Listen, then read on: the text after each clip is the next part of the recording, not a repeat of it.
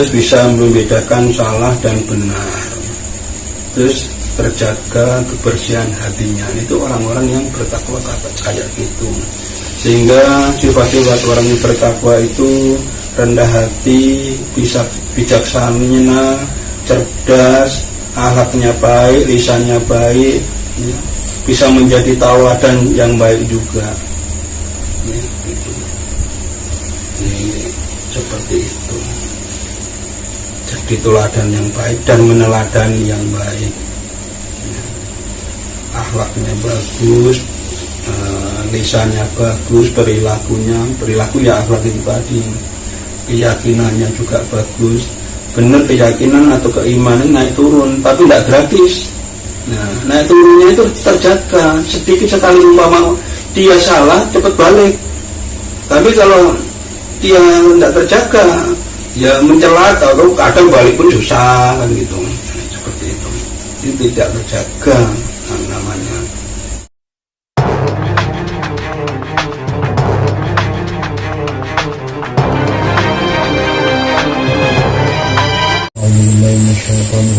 Bismillahirrahmanirrahim. Walaqad alimtumul ladzina tad'u minkum fis sabti wa qulna lahum kunu qiradatan khasi'in faj'alnaha nakalan lima baina yadayha wa ma khalfaha wa mau'izatan lil muttaqin.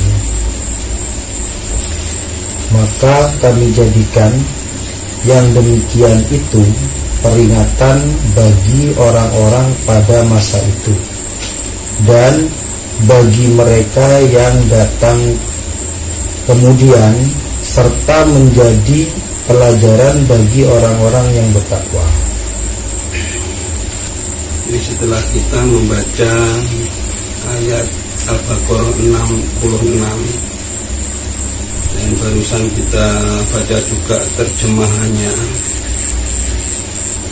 jadi kira-kira yang bisa kita ambil hikmahnya dari ayat ini, atau yang kita bisa buat acuan dalam pembahasan kita belajar apa? Merujuk penafsiran Singkolomi di ayat 65, bahwasannya Allah akan memberikan adab apabila hambanya melakukan kesalahan. Dan di ayat 66 bisa dijadikan pembelajaran atau peringatan bahwasanya pelanggaran atau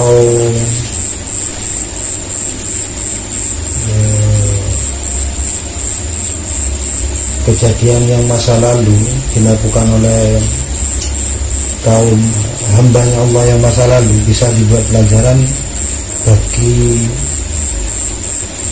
orang-orang masa depan dan akan selalu menjadi ujian bagi orang-orang yang bertakwa. Mas Vicky, kesimpulannya menurut saya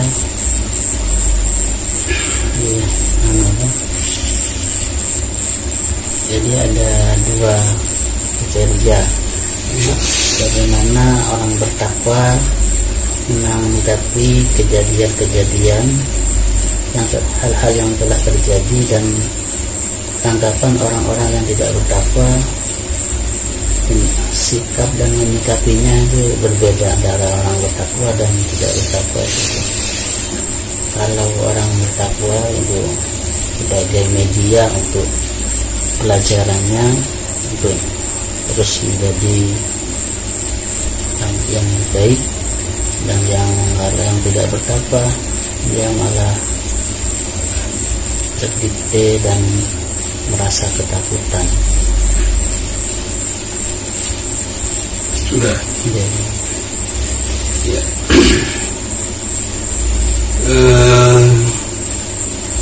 Saya ulang kembali terjemahan daripada ayat ini. Maka kami jadikan yang demikian itu peringatan bagi orang-orang pada masa itu, dan bagi mereka yang datang kemudian, serta menjadi pelajaran bagi orang-orang yang bertakwa. Di sini ada 3 kalimat yang sepatutnya atau sebaiknya kita pelajari. Satu, yaitu peringatan. Yang kedua tentang masa lampau dan masa yang akan datang. Dan ketiga, yaitu orang-orang yang bertakwa. Maka kami jadikan itu, yang demikian itu peringatan.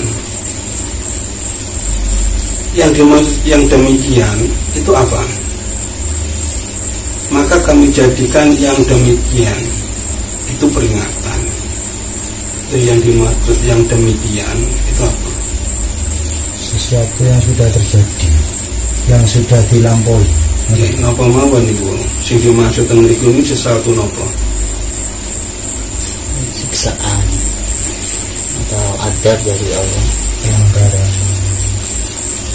Nah, di sini yang dimaksud dengan yang demikian itu adalah kisah-kisah daripada keseluruhan yang bersangkutan, baik nabinya dan kaumnya, tentang kehidupan semuanya. Jadi tentang baik buruknya, perjuangannya, kesedihannya, kesenangannya, dan segala macamnya dari amal perbuatan mereka yang tertulis dan yang dikisahkan di dalam Al-Quran ini, yaitu yang dimaksud yang demikian. Itu adalah merupakan acuan atau peringatan untuk kita mengingat. Itu pendohirannya adalah seperti itu. Dikatakan, jadi kejadian itu adalah sebagai peringatan, kita suruh ingat ke sana, ya, tentang kejadian-kejadian itu. Dan di sisi lain sama dalam kehidupan kita sehari-hari, kita juga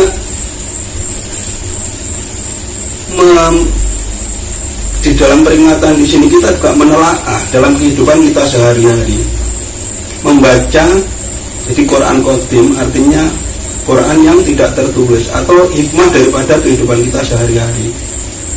Kalau di sini digambarkan kita ambil hikmah daripada kisah para nabi dan kaumnya, tapi itu dikatakan masa waktu. Jadi kadang masa waktu itu berarti masa lalu itu. Itu kita digambarkan mengacu kepada perbuatan, kegiatan dan perilaku para nabi dan kaumnya. Ya, itu kita ambil pembelajaran. Bagaimana dia ingkar, bagaimana dia insaf, bagaimana dia mempunyai keimanan, ketakwaan dan segala macamnya. Itu merupakan contoh-contoh yang kita ambil hikmahnya. Dan masa akan datang kita tidak tahu. Ya, tapi disebutkan nanti untuk pembelajaran masa datang. Pasti untuk pembelajaran itu pasti. Tapi di antara masa lalu dan masa akan datang yang terpenting adalah masa sekarang, saat ini. Jadi kita hidup saat ini juga sama, kita harus menelaah, mengambil hikmah daripada kehidupan ini. Artinya apa? Setiap kita melakukan suatu perbuatan, kita harus introspeksi diri. Yang saya lakukan hari ini benar atau salah? Jadi introspeksi diri. Jadi peringatan di sini adalah introspeksi diri. Maksudnya seperti itu. Nah, terus dengan tujuan apa peringatan disuruh kita memperingat kepada kejadian-kejadian yang masa lalu yang dicontohkan, disebutkan di situ adalah perilaku dan kehidupan para nabi dan rasul beserta kaumnya. Dan untuk sekarang, untuk kehidupan kita saat ini adalah hikmah dari kehidupan sehari-hari. Apa tujuannya itu? Kita disuruh untuk mengingat-ingat. Peringatan ini kan tegur, artinya teguran ataupun sesuatu yang harus diingat. Warning artinya ya peringatan itu, perhatian ya. Contoh, Ya. percontohan. Bukan, kalau percontohan hanya untuk mencontoh, tapi ini peringatan. Peringatan itu ada sedikit mengancamnya. Kalau contoh tidak ada ancaman. Jadi harus lebih hati-hati. Nah, baru lebih hati-hati. Terus apa tujuan peringatan itu? Supaya bagaimana kita ini? Ya. Yang pertama, ya, kita disuruh untuk menjadi orang yang sempurna batinnya. Jadi padang hati, sempurna batinnya itu yaitu padang hati. Jadi harus kita tingkatkan ibadah kita, keimanan kita, dan ketakwaan kita. Itu maksudnya peringatan supaya kita tuh untuk mempunyai kesempurnaan batin. Ya. Ada pertanyaan sampai ini?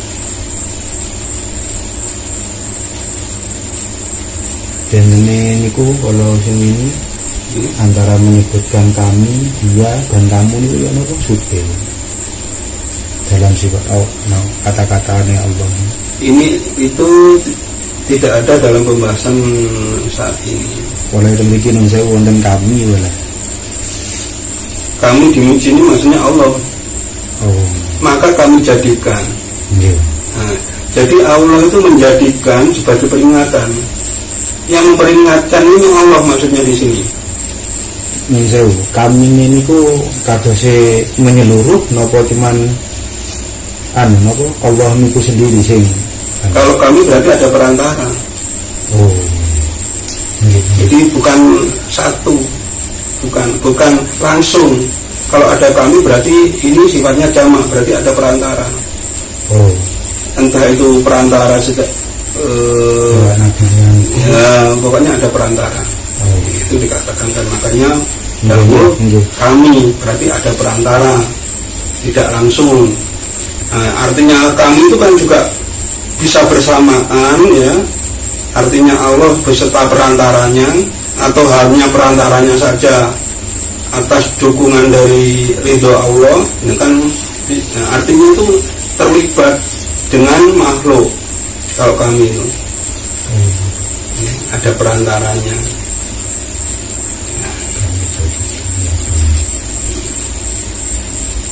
Di pada Allah, pada waktu kami jadikan, artinya Allah menetapkan itu lewat ada perantaranya. Terus sing ngelampahi ke perantara niki nggih, baik burung niku wae ceritane nggih. Cuman sewu sing merintahno pangeran, sing bangun skenario no pangeran, cuman sing dados peringatan iki hitungane napa niku kanane sing damel istilahnya hikmah perantara itu yang melakukan keburukan. Betul ngoten ta? Bukan. Yang melakukan di sini yang dibuat yang menjadi untuk peringatan ini adalah kisahnya Nabi dan Rasul dan kaumnya. Perantara tidak ikut di situ. Oh nggih itu nggih. Oh perantara ya nggih. Ini umpamanya sutradara terus wonten editor napa ngoten mboten main teng pelaku nang pemain mboten. Oh nang pemain utama mboten nggih. Pemain utama ini lek niku wau para nabi, para rasul kali kaumnya. Nggih. Oh jadi awake dhewe hai para penonton itu lihat. Nggih. Nah, niku peringatan kan delok niku. Nggih. Nah, ceritane yo apa delok niku jupuk kemai ibaratnya ngoten. Oh. Nggih. Paham, Bang? Sing lakoni dalam itu cuman sing didadekno peran utama ini peringatan sing ningali niki. Nggih. Berarti niki nek saya golek di balik layar istilahnya nggih. Iya, Allah kan memang seluk di balik layar Allah itu. Nah, kami ini bisa ikut serta. Nah, jadi dikatakan kami itu juga unsurnya Allah ada, karena terikut, karena tapi tidak secara langsung, bukan tidak. Cuma tetap berhubungan istilahnya, keterkaitan.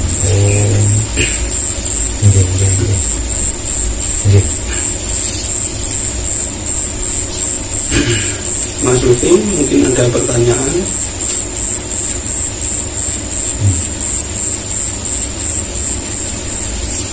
Bisa gue penonton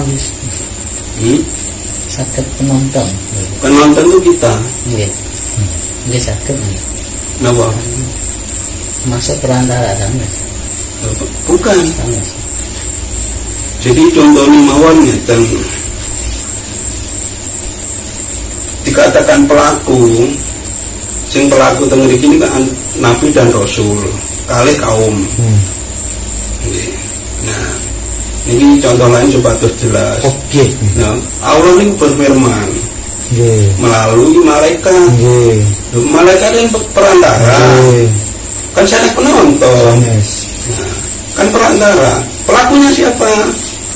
Nah, bangun Mas Slamet kali Mas Lutfi. Nah, terus penontonnya ya kita orang di luar ini, di luar panggung. Nah, ngoten. Awak dhewe iki pemain utama didelok wong lho Mas. Sekarang ini kita ini dalam kisah ini kita tuh penonton. Jadi kita tuh penonton suruh lihat sandiwara itu seperti apa. Ceritanya lakon. Ceritanya lakon itu seperti apa kejadiannya. Para nabi dan rasul beserta kaumnya itu hiruk pikuknya suatu lalu bagaimana untuk supaya kita ambil hikmahnya di sini. Nah, kisah yang lalu dan kisah yang akan datang. Jadi kapanpun maksudnya, dari awal dan akhir. Jadi kita harus ambil hikmahnya kapanpun juga. Tidak peduli masa lalu dan tidak peduli masa datang. Kita tetap harus hati-hati. Harus ingat daripada kisah-kisah yang pernah dicontohkan itu. Atau yang dimainkan itu. Mainnya kan para nabi dan para rasul berserta kaumnya. Ya kita ini penonton untuk melihat daripada kisah-kisah itu tadi, mengambil hikmahnya maksudnya. Ceritanya pun dilampaui istilahnya kan sudah maksudnya filmnya dilakoni. Karim dilakoni terus ceritanya pakeme niku ya lupa kan. Jadi nah, kejadian itu atau sandiwara itu kalau kita ngomong pengertian kita yang tadi umum ini ya. Jadi kejadian-kejadian atau yang demikian itu berarti kan kejadian. Nah, itu sebagai peringatan untuk masa lalu dan masa yang akan datang, artinya seterusnya ya. Di masa sekarang ini yaitu di dalam kehidupan kita sehari-hari kita melihat perilakunya orang-orang, kita artinya harus waspada, ambil hikmah dari setiap kejadian. Kita harus ambil hikmah sendiri pada waktu kita kerja, pada waktu kita beribadah, pada waktu kita berinteraksi dengan orang lain. Kita harus introspeksi diri. Nah, itu maksudnya supaya kita ingat terus tujuannya seperti itu. Jadi ya, di sini tadi tujuan daripada peringatan itu satu adalah supaya kita ini sempurna batinnya, kesempurnaan batin secara makhluk, secara hamba, yaitu dengan peningkatan ibadah kita, artinya sambungnya kita sama Allah, keimanan kita dan ketakwaan kita. Itu tujuannya peringatan, suruh kita mengingat-ingat itu kejadian-kejadian itu, yaitu seperti itu. Terus yang kedua, maksud daripada pemberian peringatan itu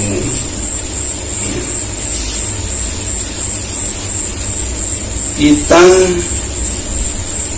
supaya mempunyai nilai lebih atau karomah. Nilai dia karomah itu apa sih? Apa karomah? Kemuliaan. Jadi supaya kita menjadi hamba yang mulia maksudnya di sini. Ya. Jadi dengan kesempurnaan batin kita, nah, supaya kita tuh menjadi hamba-hamba yang mulia, bukan dimuliakan oleh hanya manusia, tapi terutama dimuliakan oleh Allah. Bila manusia itu dengan kesempurnaan batinnya akan dimuliakan Allah, otomatis akan dimuliakan sama manusia juga, walaupun kadang-kadang juga ada skenario lain. Terus supaya tahu bahwa Allah itu meliputi dengan peringatan itu tadi, supaya manusia itu agar tahu bahwa Allah itu meliputi segalanya. Berarti meliputi ini ikut campur sini. Iya, ikut serta, beserta kita. Jadi itu kita akan selalu dengan kebersihan hati kita, kesempurnaan batin kita yakin bahwa Allah itu bersama kita. Sehingga kita lebih hati-hati, keimanan juga bertambah, ketakwaan juga meningkat. Lisan dijaga, kesempurnaan akhlak juga bertambah. Itu tujuannya untuk mengingat bahwa kita itu selalu bersama Allah, diawasi Allah langsung. Itu tujuannya, supaya kita ingat di situ. Lebih jelasnya, di dalam diri kita itu ada unsurnya Allah, yaitu rohani. Ya, makanya Allah selalu bersama kita. Nah, begitu ada unsurnya Allah, berarti ada sifat-sifatnya Allah. Sifatnya Allah itu kita semua punya, tapi harus pandai-pandai untuk menggunakannya. Tapi tidak boleh dimiliki, tidak boleh diaku. Ya. Begitu diaku kita besar-besar banggaan. Kita dititipi dengan sifat-sifatnya Allah, karena di diri kita juga ada istilahnya bagian daripada Allah, yaitu ruh. Jadi ruh itu adalah bagian daripada yang maha ruh. Ya. Sifat-sifat Allah itu terbagi menjadi 3. Apa kira-kira? Ya, no?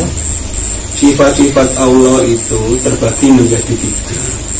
Apa itu?